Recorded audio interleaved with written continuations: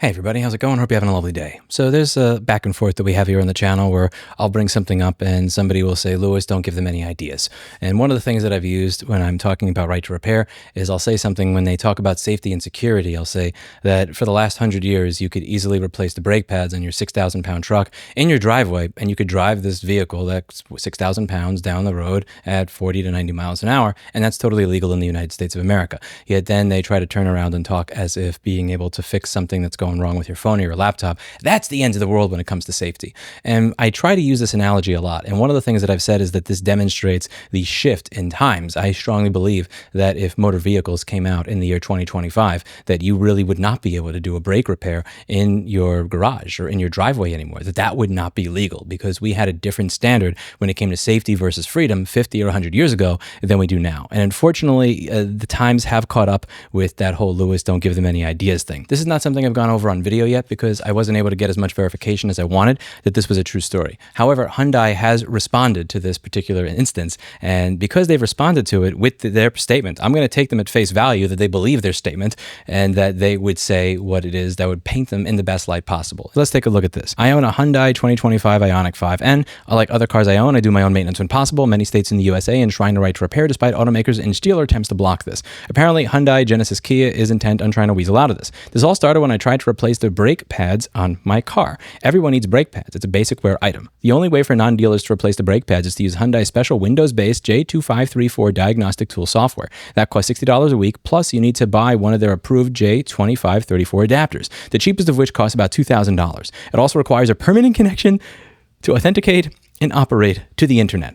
So in order to replace your brake pads, you will need a connection to the internet and to be able to connect to their servers. And if their servers go down, well, it's not like your car is designed to last forever, now is it anymore? So after exploring the non-Hyundai options, they don't work, and why they don't become obvious shortly, I broke down and bought the subscription and special adapter. Guess what? It didn't work. The software just gives error codes. Hyundai has no contact information on their website where they gouge you for the software and service manual subscriptions. With a bit of luck, I was able to find the telephone number of the USA company that develops the J2534 diagnostic tool. It turns out that the Hyundai dealers don't use this piece of junk software. Dealers have a completely different software that runs on an Android tablet. Despite the 2025 Hyundai Ioniq 5N being for sale for 18 months, the Windows software is not updated to work with current models. Their functionality is reserved for dealers and their dealer-only software. The software developers remotely collected a bunch of diagnostic information from my PC and vehicle, and a month later, there was a new version of the Windows software that I had to pay for again. The software developers remotely collected a bunch of diagnostic information from my PC and vehicle, and a month later, there was a new version of Windows software that I had to pay for again. When I tried to run this new version of the software, it prompted me for an NASTF login. If you are not familiar with this, an NASTF login is a security mechanism required for registered locksmiths to program new keys to a car.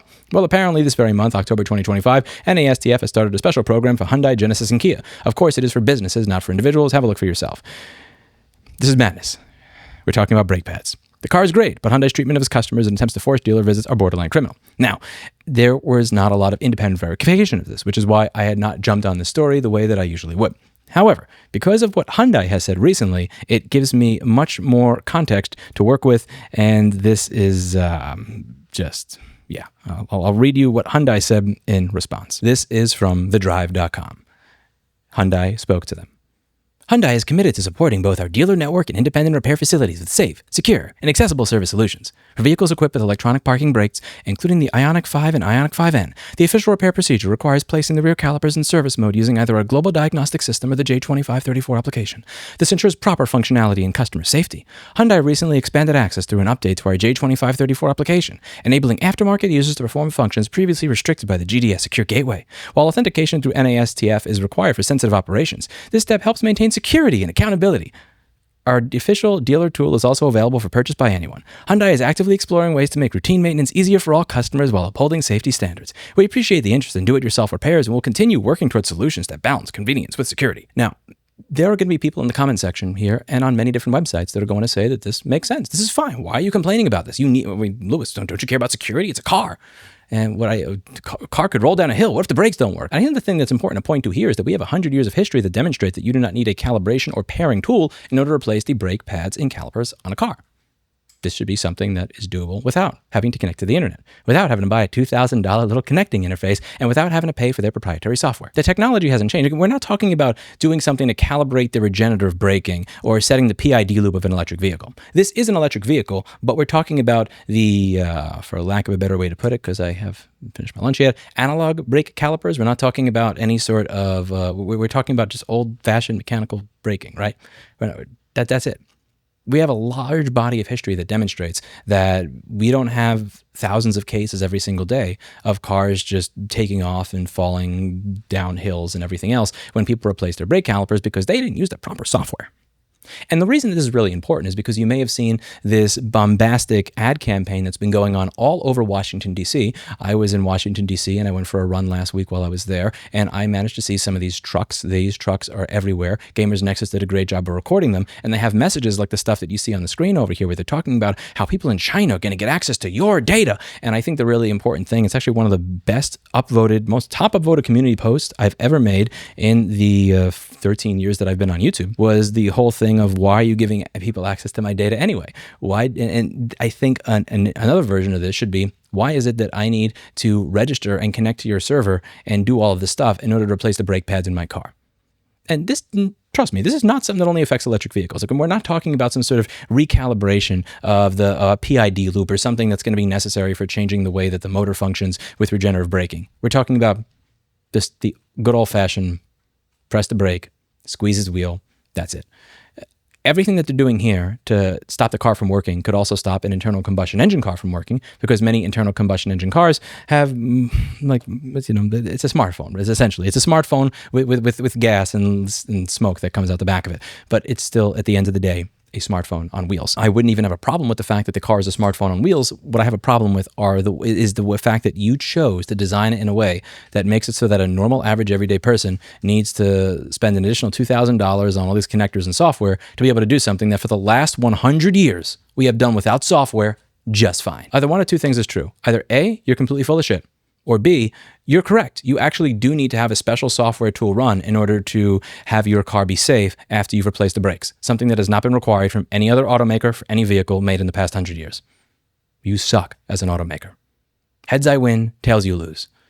This is, and the thing is, you're going to see every other automaker start to do stuff like this soon. And every single one of the automakers that's doing this, you're going to see them start paying for these stupid fucking ads that you see all over Washington, D.C., implying that Kim Jong-un is going to fucking jump out of the screen in the middle of your car like Samara from The Ring anytime that you try to fix your car as a result of these evil right to repair people that are really just there to destroy the American economy. I think what they've done, which is truly masterful, is they've actually managed to do this in a manner that would likely be in compliance with right to repair laws. They're making the tools available to do the job at a fair and reasonable price. Because they're taking, again, this is not just a tool for brakes. This tool, I imagine, is used for other items because you also have to register to the same database that you would use, or whether it's for the same account that you would have to use if you were changing locks as a locksmith. So they've managed to bundle the braking tool in with all this other bullshit so that they could say that, well, you need to be able to log into the system for safety and security of locks and cars and everything, right? Technically, they're being right to repair compliant. They're making the tools available. They're making the parts available. They're doing everything that they're supposed to. They just so happen to go out of their way to design the car. So you need this. And it's very similar to what Apple has done with their own right to repair programs. They are making available the same parts and diagrams and everything they make available to their own authorized repair centers. I don't want to buy a motherboard for $500 or $600 because I don't need a motherboard for $500 or $600. I need the individual chip, which to this day, they still tell Intersil and every other company, don't sell to people like Lewis, don't sell to Mouser.com, don't let distributors sell to other people. I can't buy the stuff I actually need. I can buy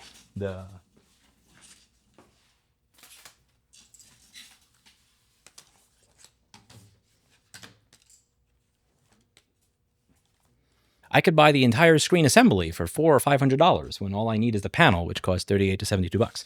Technically, they're making the same things available to me that they're making available to their own authorized repair centers because they have no incentive in their authorized repair centers fixing anything anyway. I got what I wanted. Yeah.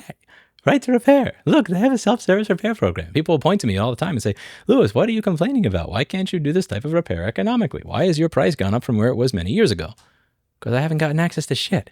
And this is the thing that drives me nuts about how right to repair has gone. It's like, if it was just that we lost and we actually lost, I could kind of accept that. What drives me nuts is the fact that we've actually lost so much, yet it's done in a way where the manufacturer can make it seem like we won, like we're just complaining over nothing. That's insane. And if that's the case, fine. I can accept that, even though I will fight against it till the day that I die. But what I will not accept are these advertisements everywhere claiming that this is not a problem whatsoever. These people just want, no, people are not trying to allow North Korea and Iran to hack your fucking data and destroy the American economy because they want right to repair. They want to not pay $2,000 to $6,000 to replace the brake pads on their fucking car. And I think it's very important that everybody who watches this video make sure that every single one of their congressional representatives and Senate representatives understand this innately. And make sure that it sticks in their head. I was listening to someone talk recently about SOPA, and he was talking about how he organized blackout. I figured it was a blackout a bunch of these websites, or just had a bunch of these websites have a banner on it, and he was able to get like something like 10,000 emails a day to a bunch of different Congress people, and how that managed to really turn the tide against the Stop Online Piracy Act back 13 years ago. And we really need something like that here, or else we are going to live in a world where this is actually legal. I don't think you should need to have to connect to the manufacturer's servers in order to change the brakes in your car. You need the brakes in your car in order to have a car. And if you need to connect to the manufacturer's server in order to be able to hit the brakes in your car, what happens if they turn off that server like every other fucking manufacturer does? What if they do what Google did? Or what if they do what Future Home did, where they say, you know what, if you want this to work, we're going to bankrupt the old company, start a new company. You got to pay us $100 a year. What if they decide that they're just going to discontinue it altogether? You've had your car for 3 years and we think that's enough. Don't be the person that sits there and does nothing. Don't be the person that says, I don't know how to figure out who my congressperson or senator is. Don't be the person that says, what is a senator? Don't be the person that says, what do I say? And then just gives up. If you're watching this channel and you've been watching for this long, you know exactly what the fuck you think about all of this. You know exactly how to write your thoughts down. Don't stop because you believe that you need to get an email or an answer from me or somebody else on YouTube, or I don't have, no, do it while you're watching this video. In the time that you have saved by installing uBlock Origin and not watching an ad before watching this video, simply those 30 seconds of your life that you've saved, if you've ever listened to my advice on installing AdBlock, you can use that to Google who your senator and congressperson is and say, support right to repair legislation for motor vehicles, so that this is not the future we live in. Don't wait to ask a question, because if you wait to ask a question, you're not going to do it. Don't wait until you know who your congressperson is, because if you wait, you're not going to do it. You got all the tools in front of you right here. Use them. If there's less than 10,000 emails going out a day in this issue, then this is, well, welcome to a world where you need permission from the manufacturer to replace your brakes. And you got to pay $2,000 on top of the brake pads to do it. Let me know what you think in the comments down below. That's it for today. And as always, I hope you learned something. I'll see you in the next video. Bye now. You know what? I know someone recently has a bounty program for this type of thing, for when manufacturers try to take things away from people.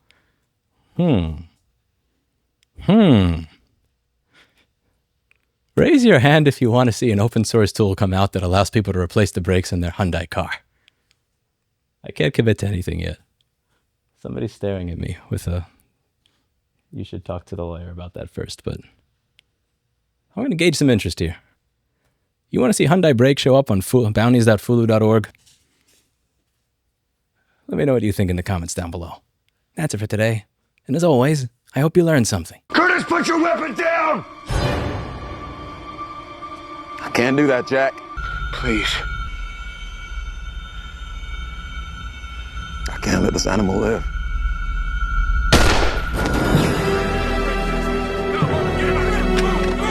It is in fact the manufacturers who have the relevant rights, not consumers.